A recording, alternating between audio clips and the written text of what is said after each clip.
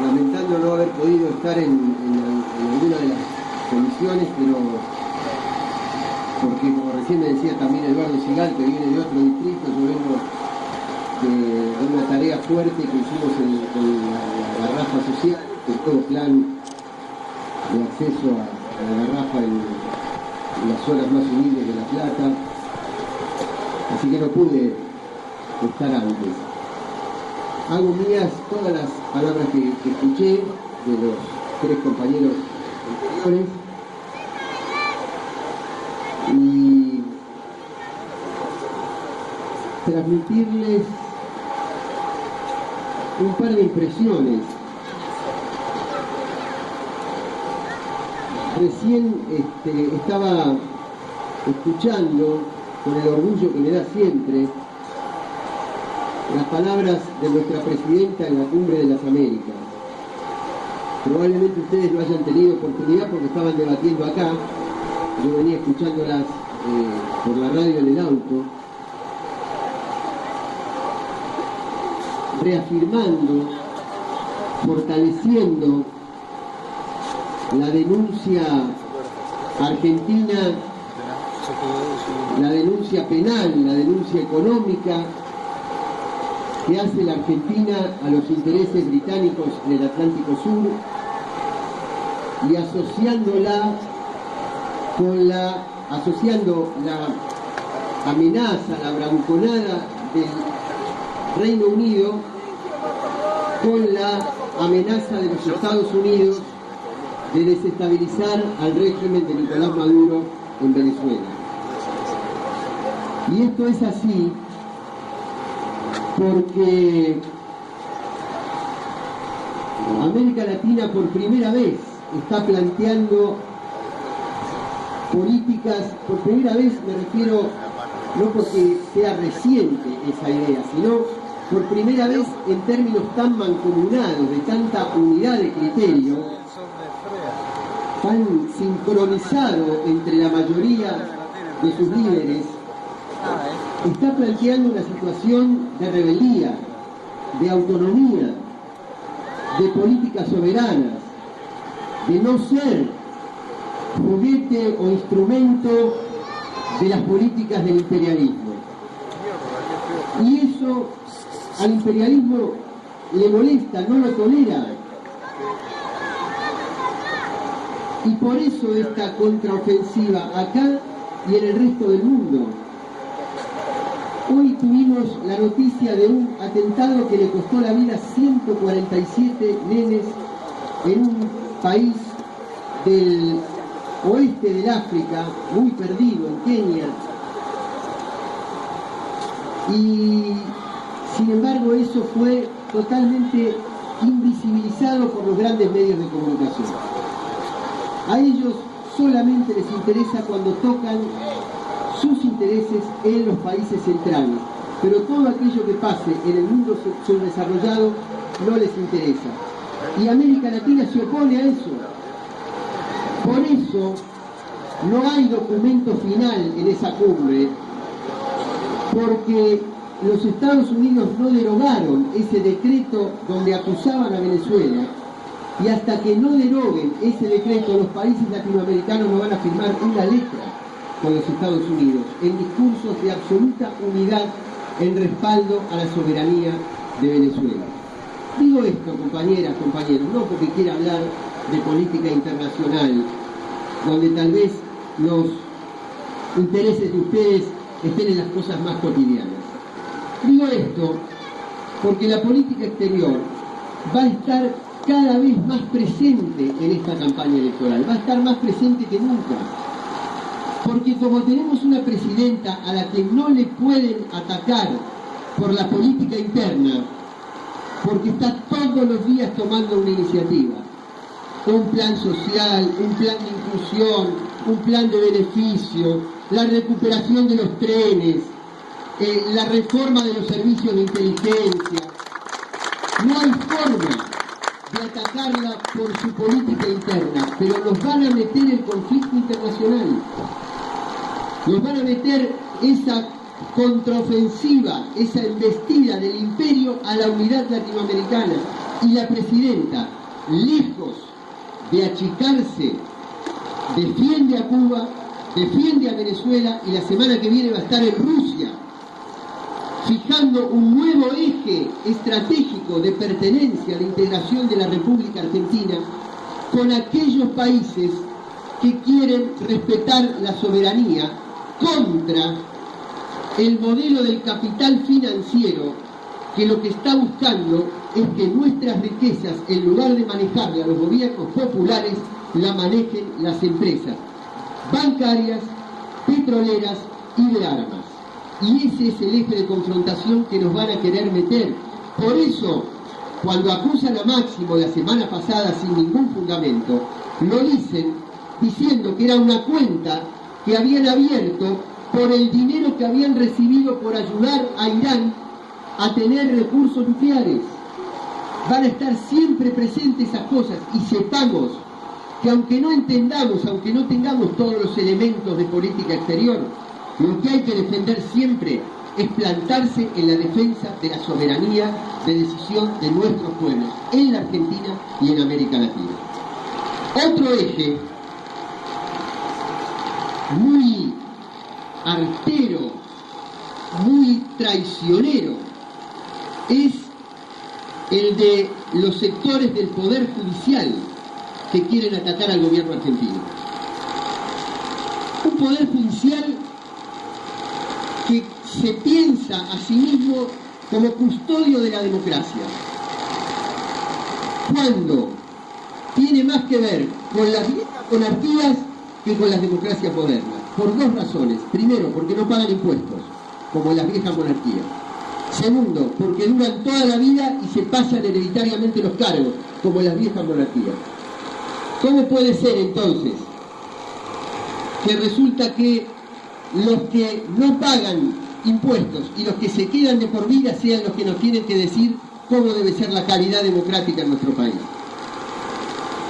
Y lo peor de todo es que, como los plazos judiciales son inciertos, ellos perfectamente van a poder llamar a declarar a un funcionario inventándole una causa un día antes de que cierren las listas, y crean un clima de conmoción en el país, como lo crearon con el fiscal, con una denuncia que no hubiera durado 5 minutos si no hubiera tenido el apoyo de la corporación mediática. Entonces, estemos alerta con eso también, porque aunque no conozcamos minuciosamente las causas, sepamos que no son acusaciones serias, sino que son operaciones electorales para debilitar las posibilidades del gobierno nacional de tener la continuidad en las elecciones de octubre. Un tercer eje que me parece que van a tener permanentemente, porque lo he visto en estos últimos programas de la cadena nacional del poder, que es TN y su grupo de periodistas, y el mensaje, para resumirlo, sería el siguiente. De un lado ya tenemos el proyecto kirchnerista, ya sabemos lo que es. Es un proyecto para poder apoyar desde el Estado a aquellas personas haraganas, indeseables, inservibles, que no pueden vivir si no tuvieran el apoyo del Estado. Del otro lado tenemos que construir un proyecto de país para toda esta gente piel blanca, rubia, de ojos celestes, laboriosa, talentosa, que no necesita del Estado. Esa otra mentira central también la vamos a tener que saber combatir. Porque si en este país, en estos últimos 10 años o 12 años de gestión kirchnerista, hubo una recuperación del Estado en favor de la inclusión de los más humildes, es nada más que una reparación así chiquitita de una historia que tiene el Estado liberal en la Argentina de haber servido a los intereses de los ricos. Si a mí me definieran el clientelismo como una forma de obtener un beneficio económico sirviéndose del Estado, en este país los que han obtenido beneficios económicos sirviéndose del Estado son los que, gracias a las políticas de libre cambio, pudieron hacer su tasa de ganancia, convertirla en dólares, sacarla del país y convertirla en las cuentas secretas que están en el HSBC. Y esa es la denuncia que tenemos que hacer. Y esa es la defensa que tenemos que hacer del Estado para recuperar el patrimonio nacional. Ahora, termino brevemente con esto. Y esta parte que ya es de política interna, de política preelectoral, puede ser que algunos de ustedes estén de acuerdo, puede ser que otros no. Yo lo digo de buena fe, no lo digo desde el agravio, lo digo desde la convicción y desde el análisis de la política. Y parte del debate, porque si estamos pidiendo debate, permítanme que yo dé mi opinión en el debate.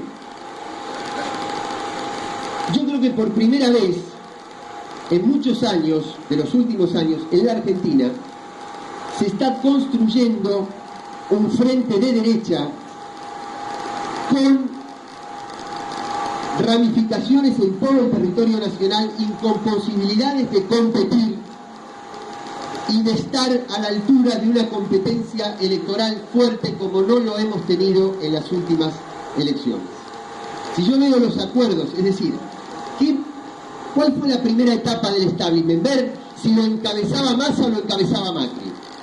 Bueno, daría la impresión de que se está perfilando uno de ellos dos y que está haciendo acuerdos muy fuertes en provincias como Mendoza, como Córdoba, como Santa Fe. En Capital Federal aparentemente tienen también posibilidades de ser ellos la fuerza mayoritaria, y les falta cerrar la provincia de Buenos Aires. Yo no sé si lo van a hacer alineando a Massa como candidato de ese frente, haciéndolo bajar, no lo sé, o rebajándolo tanto el precio a Massa que ya no haga falta saber qué va a hacer, porque todo lo va a hacer el macrismo, no lo sé. Lo que sí sé es que se está armando ese frente de derecha fuerte.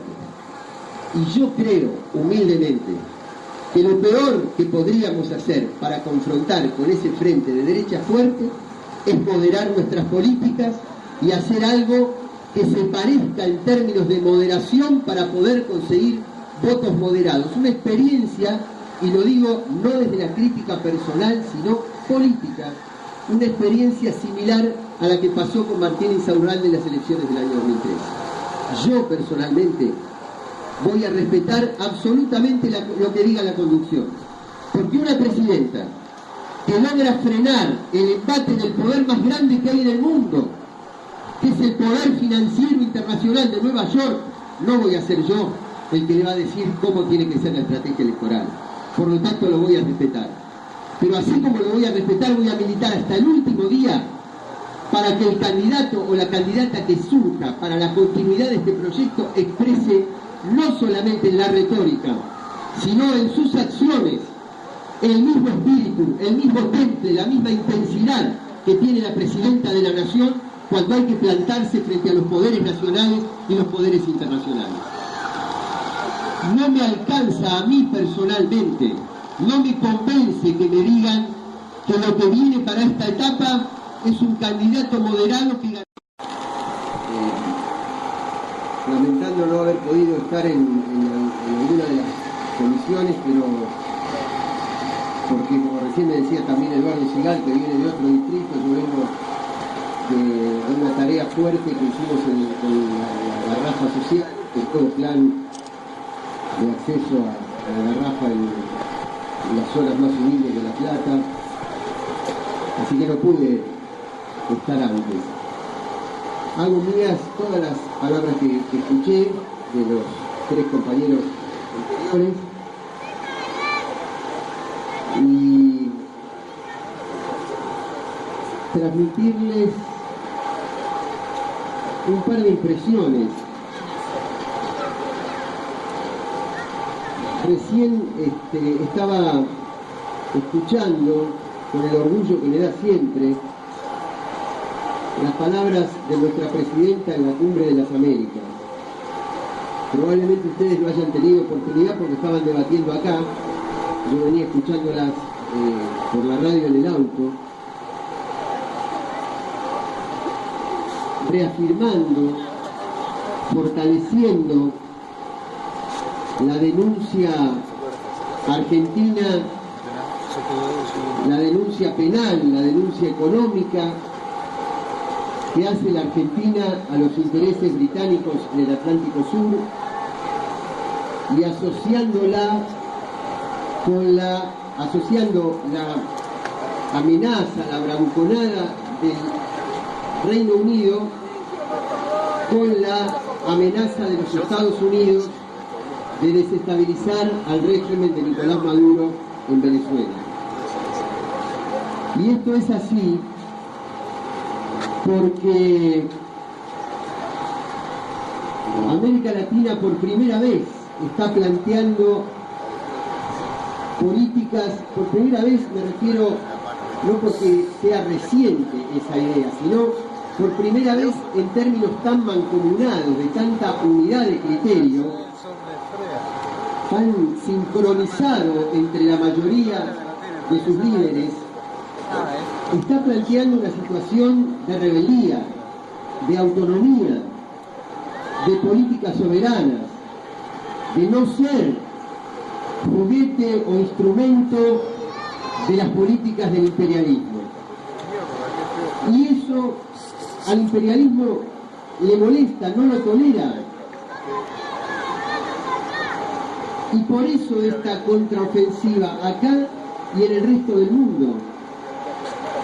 Hoy tuvimos la noticia de un atentado que le costó la vida a 147 nenes en un país del oeste del África, muy perdido, en Kenia.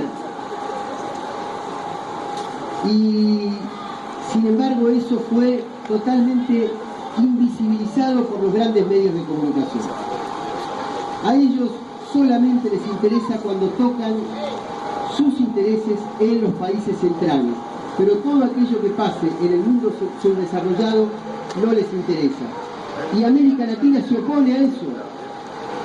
Por eso no hay documento final en esa cumbre, porque los Estados Unidos no derogaron ese decreto donde acusaban a Venezuela, y hasta que no deroguen ese decreto los países latinoamericanos no van a firmar una letra con los Estados Unidos en discursos de absoluta unidad en respaldo a la soberanía de Venezuela.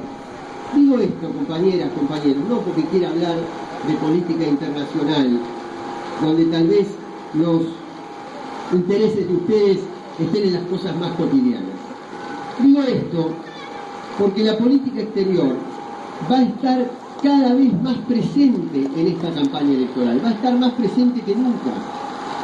Porque como tenemos una presidenta a la que no le pueden atacar por la política interna, porque está todos los días tomando una iniciativa, un plan social, un plan de inclusión, un plan de beneficio, la recuperación de los trenes, la reforma de los servicios de inteligencia. No hay forma de atacarla por su política interna, pero nos van a meter el conflicto internacional. Nos van a meter esa contraofensiva, esa embestida del imperio a la unidad latinoamericana. Y la presidenta, lejos de achicarse, defiende a Cuba, defiende a Venezuela, y la semana que viene va a estar en Rusia, fijando un nuevo eje estratégico de pertenencia, de integración de la República Argentina con aquellos países que quieren respetar la soberanía contra el modelo del capital financiero, que lo que está buscando es que nuestras riquezas, en lugar de manejarlas los gobiernos populares, la manejen las empresas bancarias, petroleras y de armas. Y ese es el eje de confrontación que nos van a querer meter. Por eso, cuando acusan a Máximo la semana pasada sin ningún fundamento, lo dicen diciendo que era una cuenta que habían abierto por el dinero que habían recibido por ayudar a Irán a tener recursos nucleares. Van a estar siempre presentes esas cosas, y sepamos que aunque no entendamos, aunque no tengamos todos los elementos de política exterior, lo que hay que defender siempre es plantarse en la defensa de la soberanía de decisión de nuestros pueblos, en la Argentina y en América Latina. Otro eje muy artero, muy traicionero, es el de los sectores del Poder Judicial que quieren atacar al gobierno argentino. Un Poder Judicial que se piensa a sí mismo como custodio de la democracia,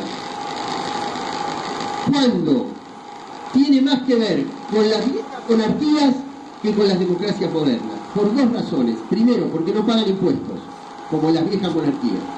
Segundo, porque duran toda la vida y se pasan hereditariamente los cargos, como las viejas monarquías. ¿Cómo puede ser entonces que resulta que los que no pagan impuestos y los que se quedan de por vida sean los que nos tienen que decir cómo debe ser la calidad democrática en nuestro país? Y lo peor de todo es que como los plazos judiciales son inciertos, ellos perfectamente van a poder llamar a declarar a un funcionario inventándole una causa un día antes de que cierren las listas y crean un clima de conmoción en el país, como lo crearon con el fiscal, con una denuncia que no hubiera durado 5 minutos si no hubiera tenido el apoyo de la corporación mediática. Entonces, estemos alerta con eso también, porque aunque no conozcamos minuciosamente las causas, sepamos que no son acusaciones serias, sino que son operaciones electorales para debilitar las posibilidades del gobierno nacional de tener la continuidad en las elecciones de octubre. Un tercer eje que me parece que van a tener permanentemente, porque lo he visto en estos últimos programas de la cadena nacional del poder, que es TN y su grupo de periodistas, y el mensaje para resumirlo sería el siguiente. De un lado ya tenemos el proyecto kirchnerista, ya sabemos lo que es. Es un proyecto para poder apoyar desde el Estado a aquellas personas haraganas, indeseables, inservibles, que no pueden vivir si no tuvieran el apoyo del Estado. Del otro lado tenemos que construir un proyecto de país para toda esta gente piel blanca, rubia, de ojos celestes, laboriosa, talentosa, que no necesita del Estado. Esa otra mentira central también la vamos a tener que saber combatir. Porque si en este país, en estos últimos 10 años o 12 años de gestión kirchnerista, hubo una recuperación del Estado en favor de la inclusión de los más humildes, es nada más que una reparación así chiquitita de una historia que tiene el Estado liberal en la Argentina de haber servido a los intereses de los ricos. Si a mí me definieran el clientelismo como una forma de obtener un beneficio económico sirviéndose del Estado, en este país, los que han obtenido beneficios económicos sirviéndose del Estado son los que, gracias a las políticas de libre cambio, pudieron hacer su tasa de ganancia, convertirla en dólares, sacarla del país y convertirla en las cuentas secretas que están en el HSBC. Y esa es la denuncia que tenemos que hacer.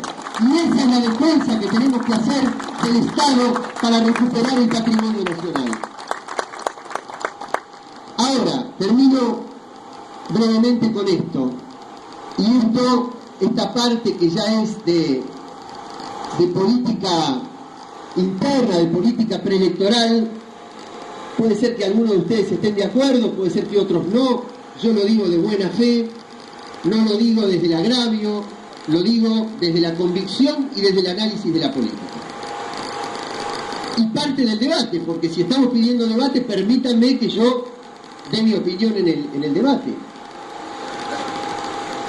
Yo creo que por primera vez en muchos años, de los últimos años, en la Argentina, se está construyendo un frente de derecha con ramificaciones en todo el territorio nacional y con posibilidades de competir y de estar a la altura de una competencia electoral fuerte como no lo hemos tenido en las últimas elecciones.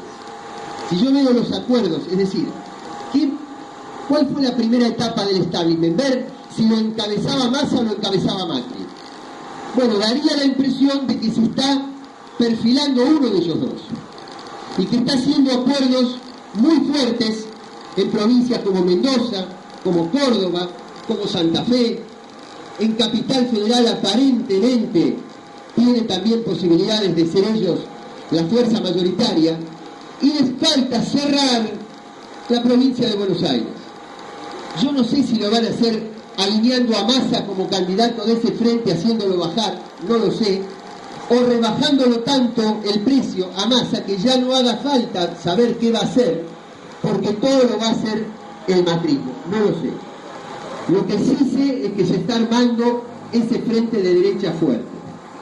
Y yo creo, humildemente, que lo peor que podríamos hacer para confrontar con ese frente de derecha fuerte es moderar nuestras políticas y hacer algo que se parezca en términos de moderación para poder conseguir votos moderados. Una experiencia, y lo digo no desde la crítica personal, sino política, una experiencia similar a la que pasó con Martín Insaurralde en las elecciones del año 2013. Yo personalmente voy a respetar absolutamente lo que diga la conducción, porque una presidenta que logra frenar el embate del poder más grande que hay en el mundo, que es el poder financiero internacional de Nueva York, no voy a ser yo el que le va a decir cómo tiene que ser la estrategia electoral. Por lo tanto, lo voy a respetar. Pero así como lo voy a respetar, voy a militar hasta el último día para que el candidato o la candidata que surja para la continuidad de este proyecto exprese no solamente en la retórica, sino en sus acciones, el mismo espíritu, el mismo temple, la misma intensidad que tiene la presidenta de la Nación cuando hay que plantarse frente a los poderes nacionales y los poderes internacionales. No me alcanza a mí personalmente, no me convence que me digan que lo que viene para esta etapa es un candidato moderado que